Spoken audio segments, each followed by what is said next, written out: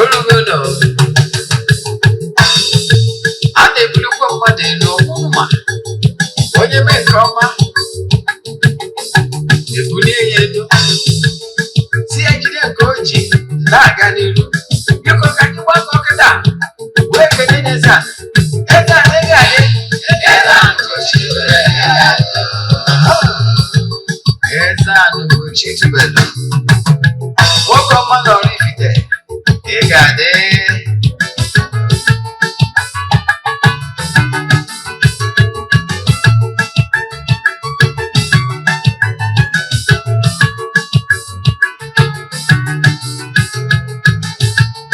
Ọdịnala bụ eziokwu. Ọdịnala bụ ụzọ ndụ. Ị ma na o nwere olu na-eti mkpu na-asị ụmụ Igbo chigharịa, ụmụ Igbo chigharịa. Kwa mbọsị ọ na-eti. N'ụtụtụ na abalị ọ nọ na nkụzi. Eze-Ana, Eze-Ana ugochitubelu. Onye ọma na oraifite. Onye mgbasa ozi ọma ọdịnala gaba n'ihu. Eze-Ana ugochitubelu. Onye ọma na-eje eme ọnụ. Ọdịnala bụ ụzọ ndụ gaba n'ihu.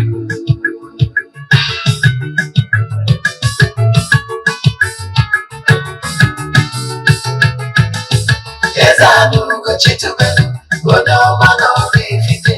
Onye mgbasa ozi ọma ọdịnala gaba n'ihu. Eze-Ana ugochitubelu.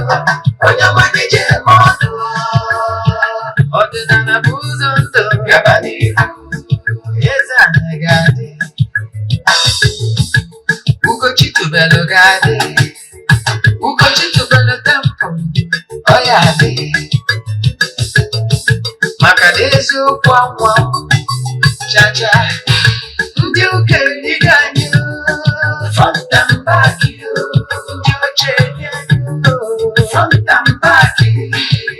Fọdụ ase kara aka obodo ụmụ Igbo. Si anyị rapụ nke anyị na nke feka mma. Buru Baịbụl bịa. Akwụkwọ akụkọ. Wepụkwa chọọchị fa. Obodo ụka abịakwa.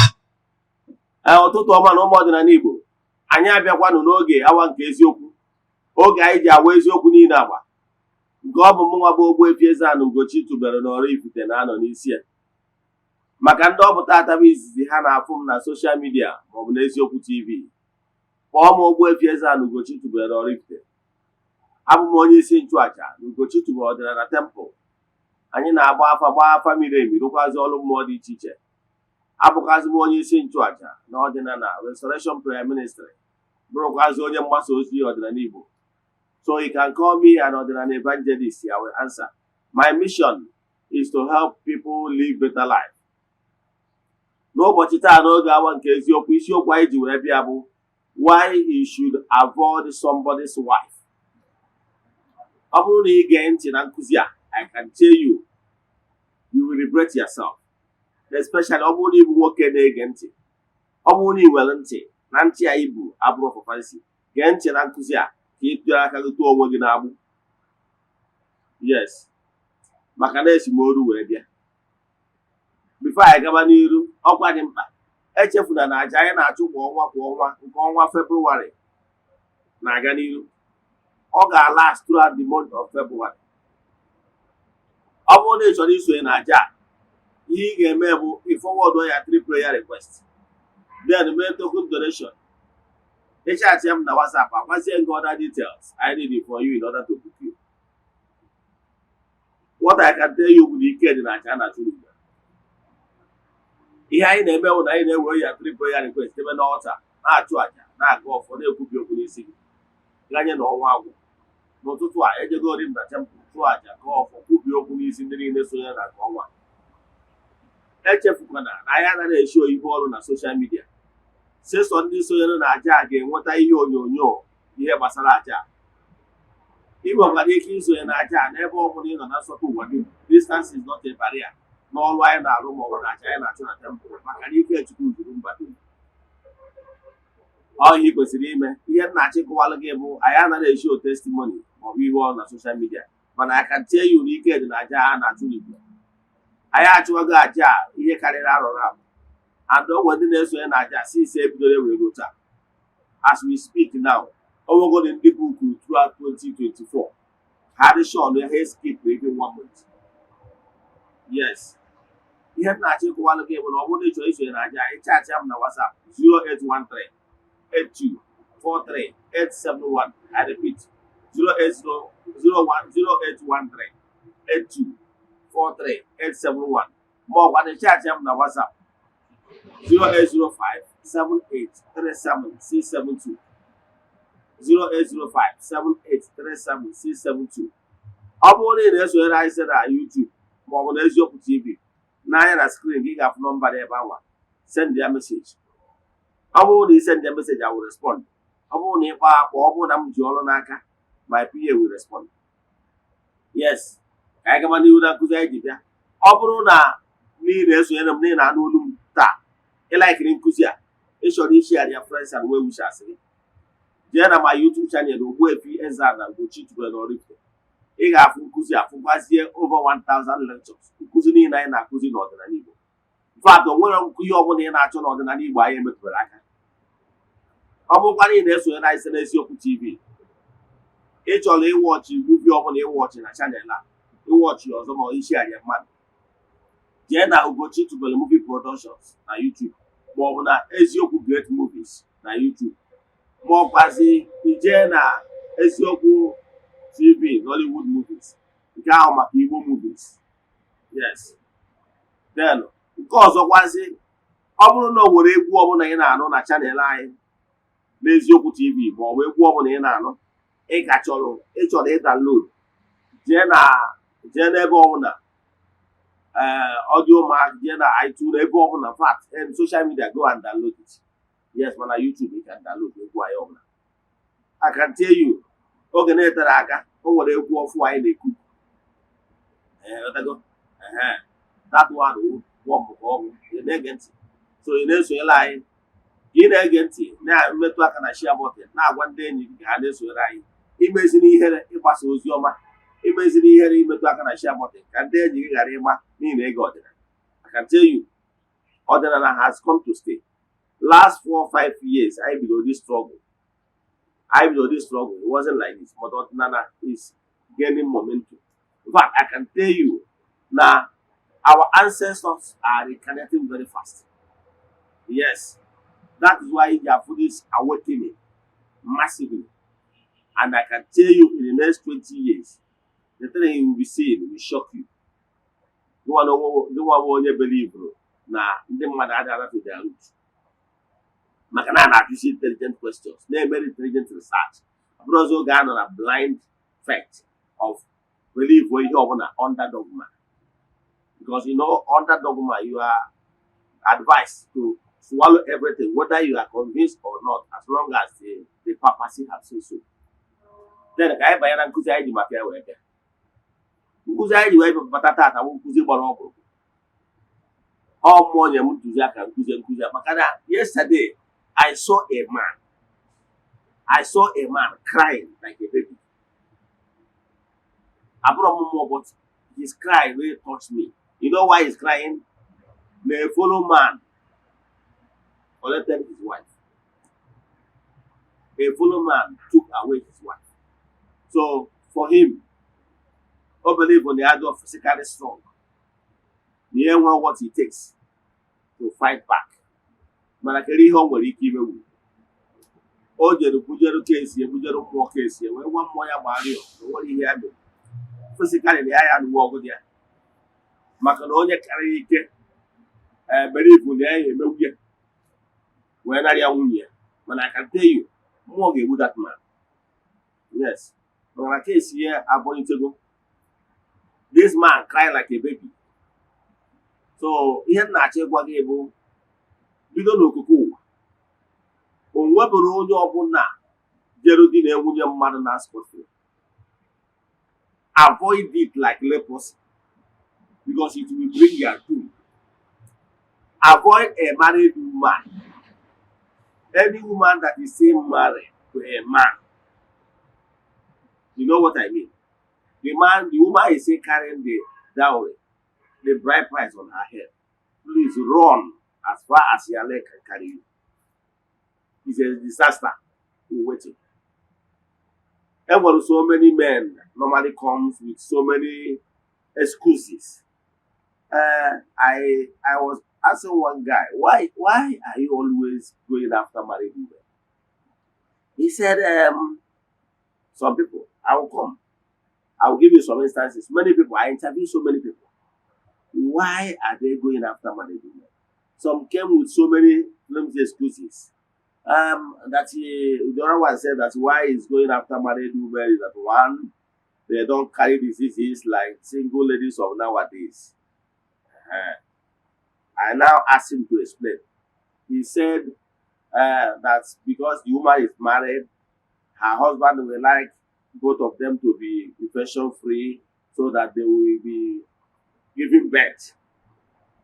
So, Ocholo is looking for one more nke nwoke ibie ficha maka na ịlụta nwa agbọghọbịa ị kwesịrị inwe ike kpọrọ ya jee ụlọ ọgwụ jee tichaa ya ọ dị ka ị chọrọ.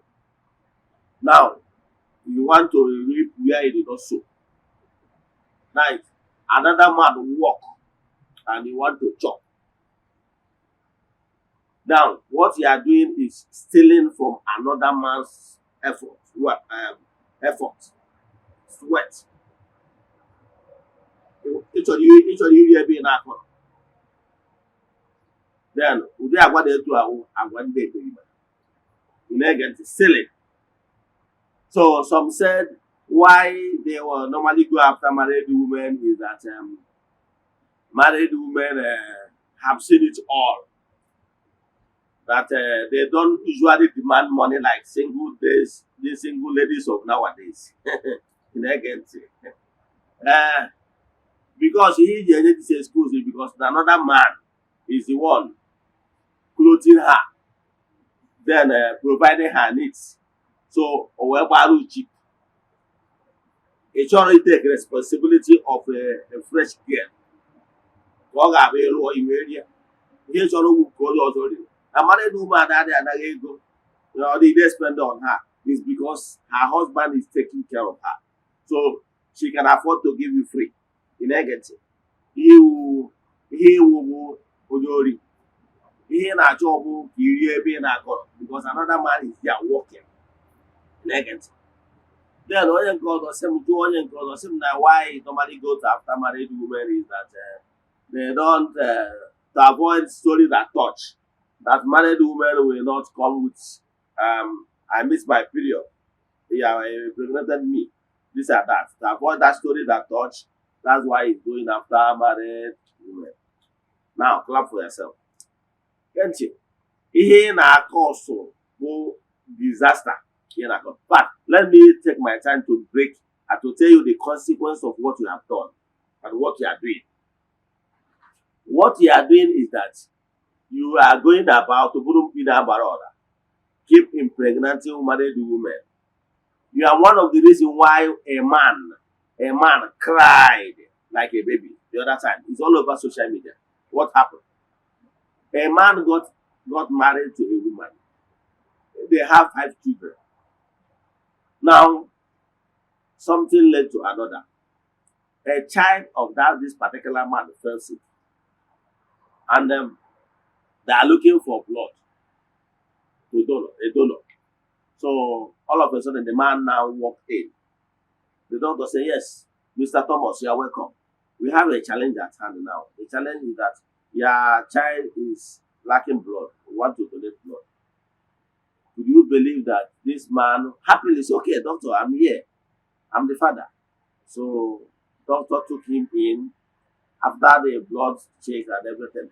They now find out that the man cannot even donate blood to the acclaimed child. It's okay. The man said, okay, happily. Okay, call the wife. They call his wife to come and donate. Now the wife, after checking, they find out that the card is not matching. Now the doctor now called the man inside there's a problem at hand. Now to the wife said, what is the problem? He said, there is a possibility that you are not biological child of this child, that biological father of this child. Something led to another. You know that after this blood DNA of all, the man now said, okay, let them run for all the children. You know that after running for all the children, the man did not even have one. These 5 children was as another man, as in 2 men, is responsible for those children. This man broke down and cried like a baby. If you are the one, will you feel happy?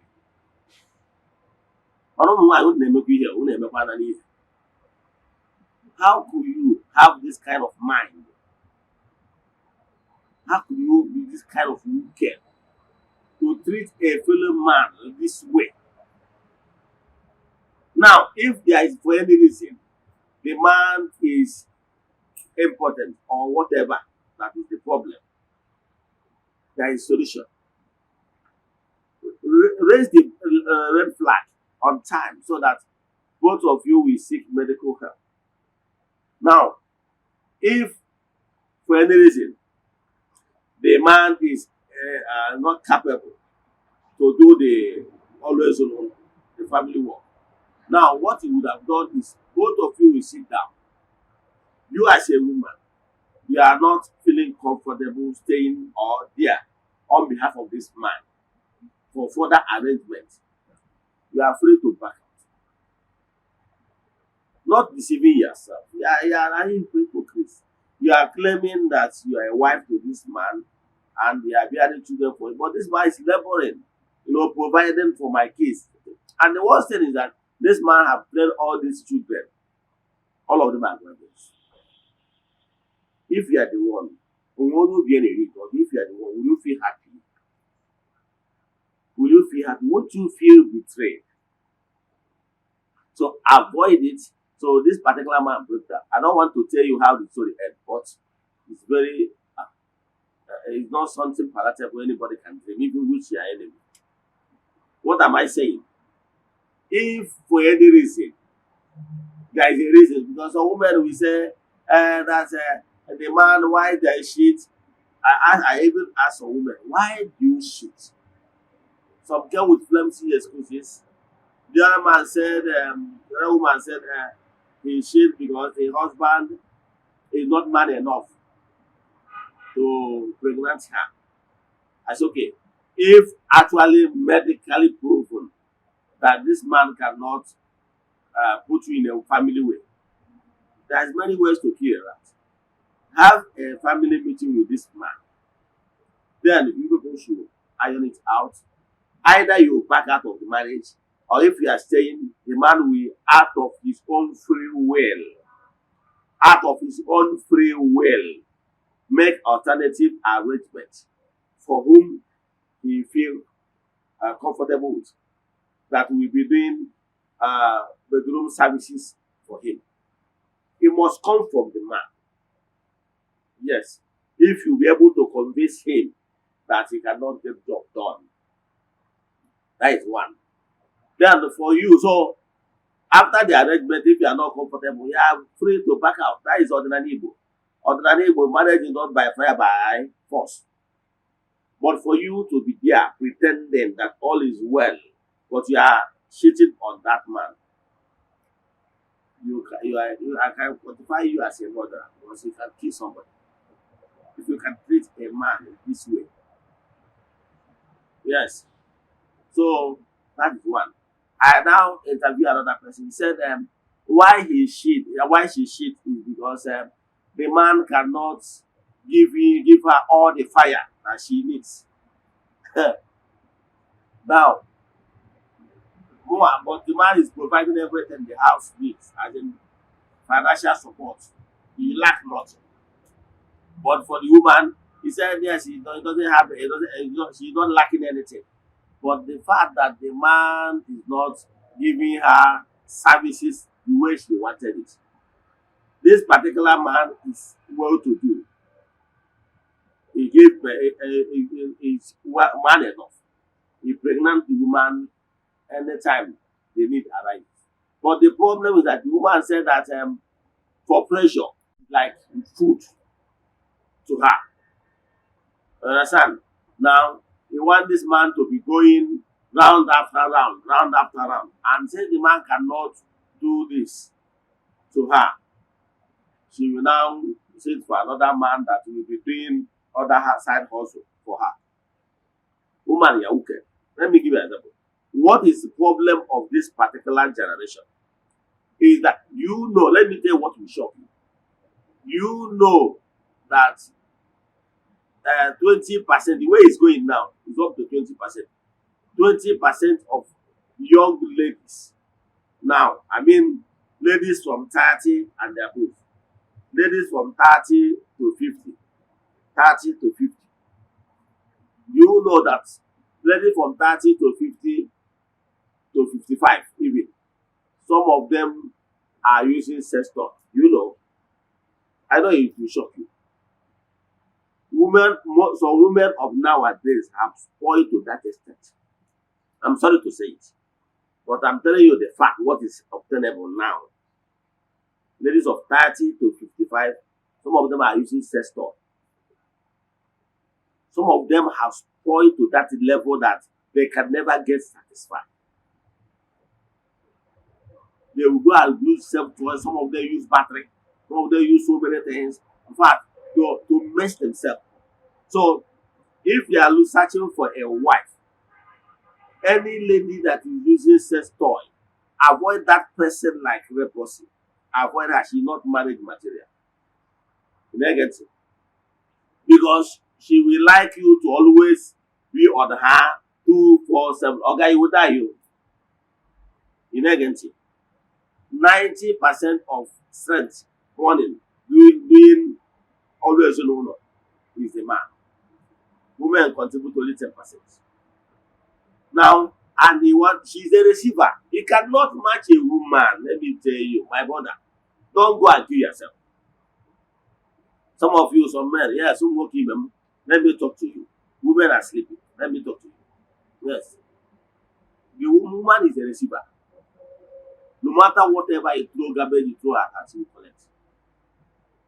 I found a Eze-Ana. She's the receiver. You are the one burning the strength. I can tell you, on a very good day, a woman can carry 20 guys, meaning 20 rounds. I have seen it when I was still a teenager. One of my brother then, my very senior brother. So that is the first day I enter club.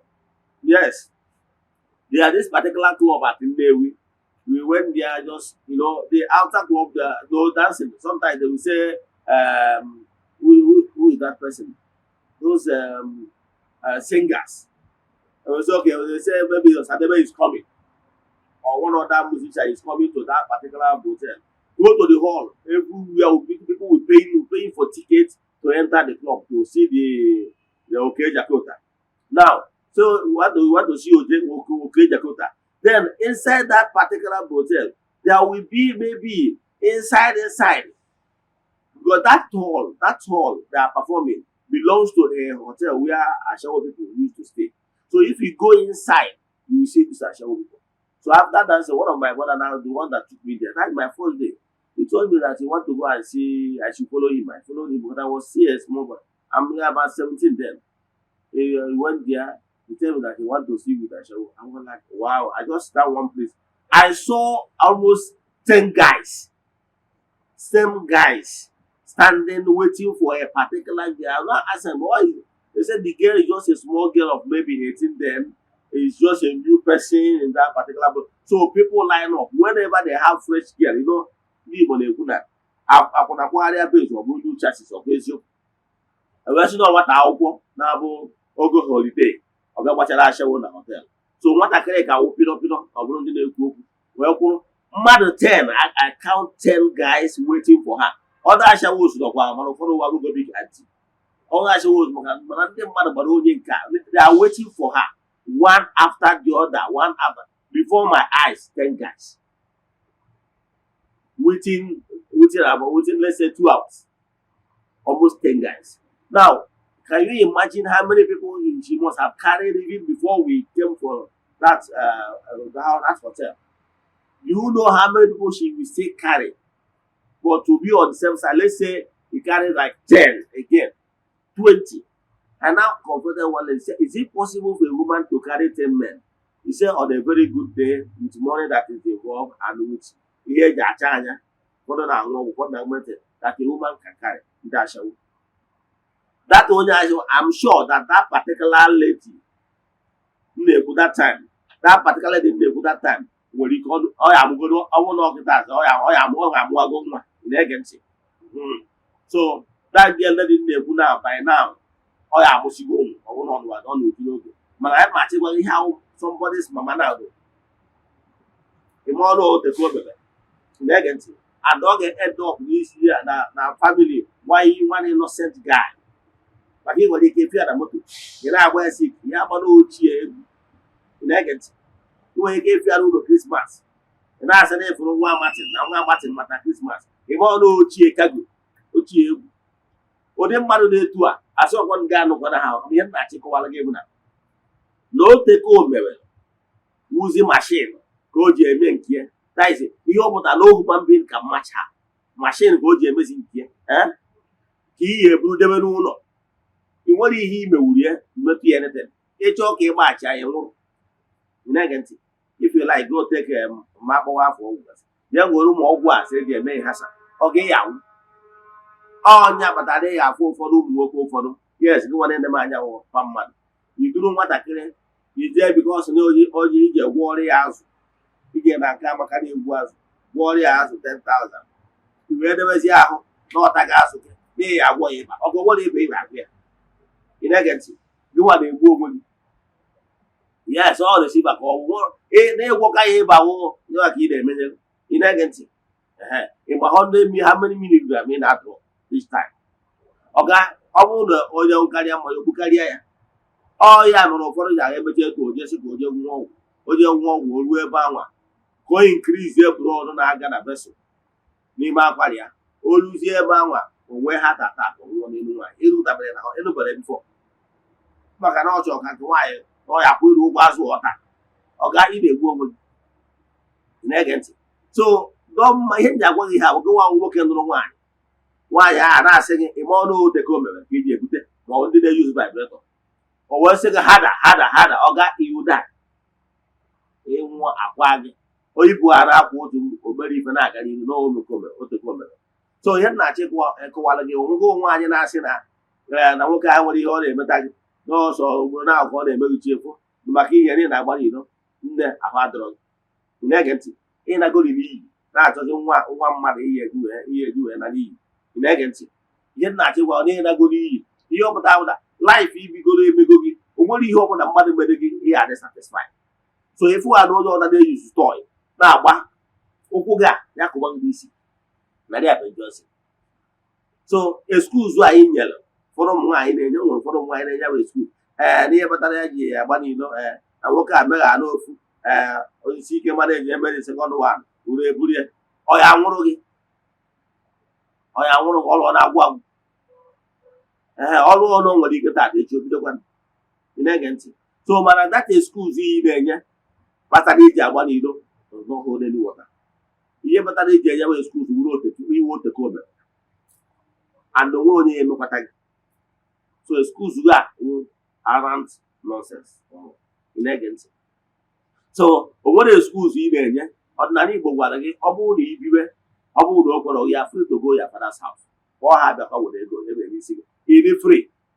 mana ọ bụrụ na ibido na be nwoke ị na-agba n'ilo is not allowed alụ ka ọ bụ n'ala Igbo emere m post ya na Facebook ofu nwaanyị wee sị nwata ọfụ ụmụ nwaanyị na ọ bụrụ na nwoke nwere nwaanyị kwesịrị ime nke o nwere ihe chọrọ eju onye akpa ma ọ na-akpọ mmadụ the man is the head of the family gụnwa bụ the woman is the supporter of the man now the one who supporter agbedịkwaje chụta na supporter na-ege ntị nke bụ isiokwu na nwoke bịa mee ihe n'isi gị ka ị bụrụ onye nkwadie nwa na onye nkwadie agbedịkwachikwa onye ọzọ maka na nwaanyị ka nwaanyị nọ ka ahịa kpọsara akpọsa ihe agba odibo ka nna ya ukwu nwoke abịa bee ego n'isi gị were na permission ka e bụrụ odibo ya onye nkwado onye inye aka ya echekwazie onye inye aka ọzọ ị na-ege ntị so nwaanyị adụ kamited ọ bụrụ na iwe wee gị na ị chọrọ ịbụ nwaanyị mana ana m achọ ịgwa gị na ịbụ nwaanyị bụ ngozi ka ọ bụ mana ọ bụrụ na iwe wee gị na ị chọrọ ịbụ nwaanyị maka ihe na nwoke nwere free party ịlụ mmadụ nwayọzie chukwuru ike ụwa ọzọ ka ị bụrụ nwoke ị na-ege ntị ka ị mara na ịbụ nwoke adịrị isi maka na ịbụ nwoke ịbụ bọdụ ndị be nwunye gị ịbụ nke ụmụnne gị ịbụ nke gị onwe gị ị na-ege ntị obi ya ma na ịdọta isi so ya na-achọ ịkọwara gị dị comfortable n'ebe ị nọ wherever you find yourself be comfortable ị na-ege ntị dị comfortable ebe ọ bụla ị fụtara onwe gị dị comfortable na ya inwezi n'anya ukwu ma ọ sị ka ide mee nke a ma ọ mee nke ọzọ so gị nwoke zeere nwunye mmadụ o nwere onye ị ga-ejekwa nwunye inwe problem arụsị ya ejidekwa gị arụsị ya egbukwa gị arụsị jide gị ọ ya emeghị ihe niile nwe arụsị ya akpụtọ gị ọkpụtọchaa gị ihe ọ ya eji wee butezi gị faịna ọ ya ejenazi gị n'iyi ụlọ ọ ya atụghọ ọya ọ ya eji ama onye arụsị ọ tụọ ha ọya ihe ọ ya eji wee tụọ ọya bụ na ije ụlọ ọgwụ agbara ihe a na-aya amaghị ihe a na-agwụ dọkịta ya eme ihe niile a kwesịrị ime omeji ọsọ na ya afọ ọkụ dịka esi ahụ na afụrụ dịka esi a na ya emeghị ihe niile a kwesịrị ime ụfọdụ asị na afụrụ na labụ mana gị nwa na onwe gị mara ị na-agbalị na ndị agha afụ na labụ akọrụjee n'elu akọrụjee na na-enye ọgwụ a na-enye ndị ọzọ nke aka dịrị aka mmụọ dị ya bifo yi n'oyibe naanị iyi inwụọ for nothing inwụọ kwa ọkụkọ wepụ aka n'ihe ọbụla bụ nwunye mmadụ maka na akụwarụ the implication maka enyi wee sị ka gwuo okwu ahụ na afụrụ nwoke ibe m ka ọ na-ebe akwa yesterday na nwoke ibe gbawara ya aka narị ya nwaanyị nwoke ibe gbawara ya aka narị ya nwaanyị so n'ime na nwoke ibe gbawara ya aka narị ya nwaanyị ya ọ na-ewute ya so wepụ aka n'ihe ọbụla bụ nwunye mmadụ gbara ya ọsọ iwere aja iwere ụmụ agbọghọbịa ndị ọzọ so ọ bụrụ na ndị a niile ezuru ọlụ gị bịa nụrụ nwaanyị ọzọ da nna gị nwa na onwe gị jere n'ọnwụnọ nwunye mmadụ ahụ aka ire ga ịmakwa ihe Chineke mere David ọ bụrụ ụzọ onye achịkwu sịrị na according to that allegorical story in the Bible n'ọnwụ apple of God's eyes mana enwe ihe o mere na o jere duru nwunye mmadụ ka o wee duru nwunye mmadụ o wee je ihe ọjọọ onye ọbụla na-edu nwunye mmadụ ihe ọjọọ na-abata ya n'obi ị na ọda ka o wee duru nwunye mmadụ o wee jụọ ndị mmadụ na onwe nwaanyị a na-echu ya ụra wee sị na nwaanyị akwụkwọ nwunye mmadụ ihe ọjọọ bata ya n'obi o wee si were di etinye n'ime agha n'ihu agha ka egbuo die ọ makọrọ ọnya mere ịwụ nwoke na nwaanyị na-agba n'igwe ịgbọ na nwoke a na-ejekwu gị nwere ike plan gbuo di gị ka ya ọbata gị ọbalansị ịgbara na David wee kwudie aka wee gbuo nwunye mmadụ pretendịkwa dị mmadụ pretendịkwa na ọ bụrụ onye nwa mere wee jejesi n'azụ wee je lụọ nwaanyị a ka di ya nwụchara o zoro adị mmadụ ihe ọjọọ o mere mana Chineke mana n'ọnya gburu nwaanyị a na-atụrụ mmụọ asị mgbe o mechazirie nwata nwaanyị ahụ ọ jezere n'ụlọ n'ikpeazụ nwunye mmadụ ahụ wee mụtara onye a na-akpa Absalọm Baịbụl wee sị onye ama wee jekwa ya David na ihe i mere ụkwa alụ ka i mere na because of ihe i mere na iwe Chukwu na ahụrụ ị ga-anwụkwa Absalọm mechalụ lọv kama jee di na nwunye David dinecha ndị nwunye David Absalọm jechara agha na-anata họs ya buru ya na-ana wee tụlie ya elu isi wee kwụọ n'elu osisi Absalọm nwụọ o wee gwa ya maka ihe o mere na nwaanyị anwụ adịra mma agha mechi na bịa wee nyakwa ụmụ Eze-Ana ata afọ elu taa according to that Bible story gịnị ka m na-ekwu maka ya ihe ọjọọ ọbụla itiri aka nwunye mmadụ and onye itiri aka na onye nanye nwunye like this particular man mma na-ebe akwa ka ụmụazị na nwoke ibe gbawara ya aka na ya nwunye ị na-ege ntị akwa ọ na-ebe the man will never go scot free ị na-ege ntị ihe na-achọ ịkụwara gị bụ nwakwa a jiri obi jere ọfụ na ngwa gị o nwere ihe ị ga-eme man na-abụrụ na ya nwunye anyị wụ nwoke anyị na-ebe akwa ka nwaanyị ihe gbasara nwunye anyị ọnya ahụ dị ya pride enyi nwaanyị nwere ihe enyi nwaanyị bụ ụfọdụ nwoke na-anụkwa maka enyi nwaanyị mana arịm ekwu maka nke anụ onye iberibe na-anụ maka enyi nwaanyị mana that bride price ya bụ ime spiritually and physically eburugo the onye nwe nwaanyị a so mmadụ daraghị ihe ọ na-agbawa obi so ihe anyị ya ama na ebe ọ ya ewute gị imeri onye ọzọ ka m kwụsị ebe a agwụ na nkụzi anyị eto ogologo mana ọ bụrụ na ị na-achụ nwunye mmadụ sepụ aka enwe n'ofe maka obere aka mmadụ, one day monkey go go market no go return. Avoid somebody's wife in case there is no benefit, no justification. Let me give you one other reason why one guy told me. Sometimes he pregnant a married woman, he got her belly. This particular woman, makaranya die, okunye die, nwaanyị ekerekwa amụ. Asị na nwaanyị wonye man na nwunye. Ige na nwoke nwoke ọzọ atụwaghị ime, ije mụta dị adị ọkpara. Ọ bịa na famili o buru ọfọ. Ihe agwaghị ihe anyị na-afụ n'afọ ị na-eti mkpu. O nwere onye ya bịara na-agbalị ya famili eme ịjụ ese. Ọsọ na ya bụ nwa Ifeanyị Okonkwo, onye otoro Nnewi. Ị na-agwụ n'afọ, afọ a na-agwa gị na onye a bụrụ onye nwa ji ọfọ, na onye a bụrụ aka ji ọfọ. Ị na-asị ya ihe ọ na-agwa gị information o providere na nke mmụọ na-ekwu maka ya bụrụ ofu. Because ọ na-ekwu na ya bụ onye otoro, mana original ọ bụrụ onye otoro. O nwere ike ọ bụrụ onye Hausa tụwa nwaanyị ime, onye Hausa bụ Megad na ya adị ebe ọ na-ebi ele ọha. Ị na-ege ntị. Ọ bụzie oburu ọfọ ụmụ edem otoro, ndị ụmụ edem ekenekwa amụ na instance ka m na-enye. Ọrụzie ebe ahụ nwere ike nwoke ahụ na onye Hausa amụrụ ya bụ nne ya. Bịa ọ bịazie ebe ahụ oke rie, ọ na-eti ọfọ ndị ụmụ edem otoro. Ọ ga ọ ga-esi wọk. Ọ bịazie oje buru ọfọ ngwurugbo Okoye. Na ụdị na ya gwara the son of the soil, or son of the soil ka ọ bụ. Nna ya ọrụ onye ugwu. Bịara iche nche, bịara ime Megad. Tụwara ime. Okorie wee koyi die. Ị na-ege ntị. Ihe m na-achọ ịkọwa bụ na agwaghị spiritual damage. Nwatakịrị apụtazie na nwatakịrị a bi na onye Hausa mụrụ tụwara nne ya ime. Ọ bịaje were ọjị nọrọ na ụgbọelu motoro na ngwurugbo Okoye na-aga ọjị na-akpọ ndị nna nna ya. Usman ka Adamu be nna ya wụ nna nna ya ka ọ ndị be Okoye o nwere ihe gbasanyere ha. Ị na-ege ntị. O weruzie ọjị na-azụ ụkwụ na ya wee Ifeanyị, oge abagoro ya afọ Igbo, ị na-ege ntị. Ọ na-asị ya wee Ifeanyị nwa Okoye, maka ọ ekwu na ya nwa Okoye ọmakwanụ na-egwu awa ntịrọ ka nne ya gbatara ya. Ọ na-asị na ya wee Ifeanyị nwa Okoye onye ụmụ edem otoro na ya na-akpọkụ ndị ichie bịa ata ọjị. Wuchi ndị ichie, ọ ndị ichie wa Adamu na Usman ụmụbe nna ya ka ọ ndị ichie Okoye nwụrụ anwụ ọma ya.